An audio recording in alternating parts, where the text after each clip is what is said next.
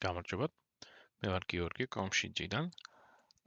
და დღეს წარმოგიდგენთ ვიდეო თამაშების ტექსტურების თარგმნის სერიიდან ნომერ მე-3 რგოლს. აქ მე შევეხები გამჭვირვალე ტექსტურების თავისებურებას.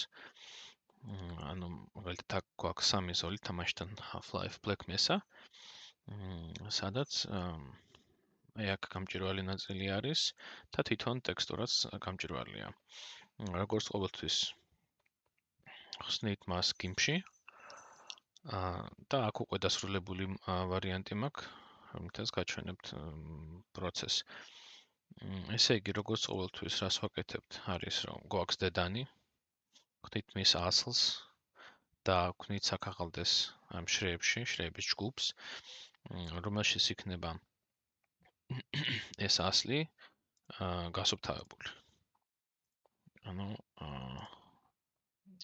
პირველი ნაბიჯი არის, რომ მივიღოთ აი ესეთი ფონი, რომელშიც შენარჩუნებულია საწყის თვისებები, შენარჩუნებულია გამჭვირვალობა, შენარჩუნებულია სტილი და მერე ზედ დავადოთ ქართული ტექსტი. და სასურველია, რომ ეს ტექსტი მაინც გავდეს სტილით საწყის ტექსტს, ინგლისურ ტექსტს. ახლა სხვა ვიდეოებში უკვე ნახსენები მაქვს, როგორ კეთდება ეს ყველაფერი. აქ შევეხები მხოლოდ გამჭვირვალობის თავისებურებას. როგორც ხედავთ, აქ თითო ზოლი, ეს წითელი ლურჯი და მწვანე არ არის უბრალოდ საღებავი. ამას აქ ჩანს, რომ ეს ნახევრად გამჭვირვალე სურათი არის. ეს რას ნიშნავს, რომ თითო პიქსელს აქვს გამჭვირვალობის თვისება, რომელიც იზომება 0-დან 100-მდე პროცენტებში, ან 0-დან 255-მდე ბაიტებში. ან 0-დან 1-მდე თუ გავაკეთებთ ნორმირებას. არ აქვს მნიშვნელობა, რაღაცნაირად იზომება ეს გამჭვირვალობა და ეს თითო პიქსელი აქ არის ნახევრად გამჭვირვალე.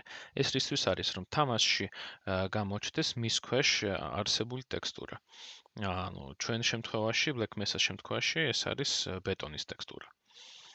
ხა თუ ჩვენ ავიღებთ და როგორც წინა ვიდეოებში ავიღებთ Clone Tools და მას აქ გამოვიყენებთ,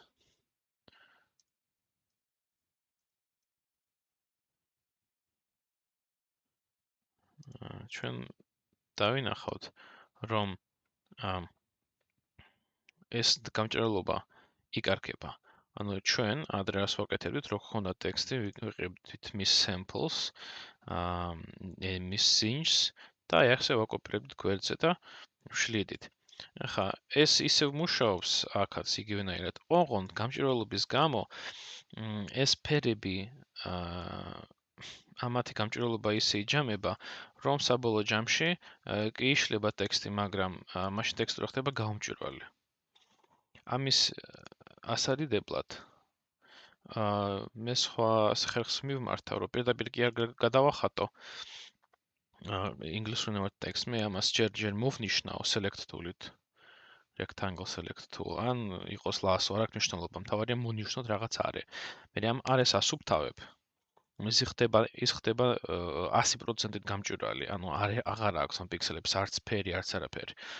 და მე ზემოდან, სანამ ეს ისევ მონიშნულია, ეს არე მონიშნოს არ ვაუქმებ, მაშინ ზემოდან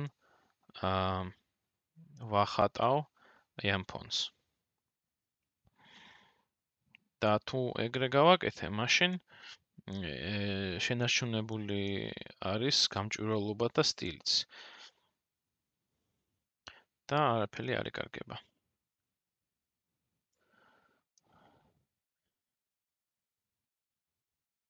ხა ეს ნამეტანი ეს სწრაფად გავაკეთე, ამიტომ აქ შემეშალა და აქ შემეშალა გამჭვირვალობა დავკარგე. ეს იგივენაირად შემიძლია შევაკეთო, ეს მონიშნო, მერე წავშალო და Clone Tool-ით დავამატო ისევ ტექსტურა და გამჭვირვალობა. იგივენაირად ხდება ყველა სამივე ზოლის შემთხვევაში. დრო სჭირდება და ჩაჯდომა. Hop, ესე. და რო დავuვლით მთლიანად ტექსტურას, ჯერ უნდა წაშალ ტექსტი, მერე ზემოდან გადაახატო ფონი. მას რო დავuვლით საბოლოო ჯამში მიიღებთ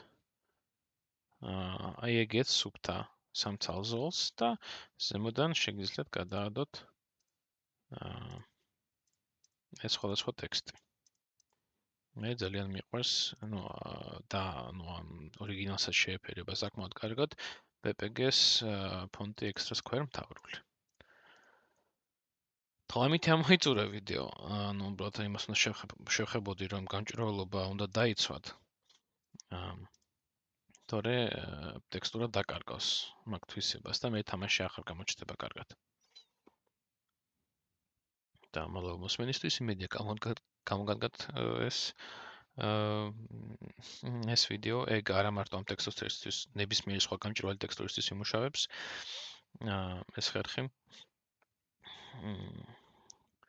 და ერთი რამ კიდევ, რომ აქ თვითონ ტექსტიც უნდა იყოს ნახევრად გამჭვირვალე, ამიტომ მე რომ დავამატე ეს ტექსტის ობიექტები. კვლევა მაგალითად ავიღოთ, ხო, კვლევა. ისიც თვითონ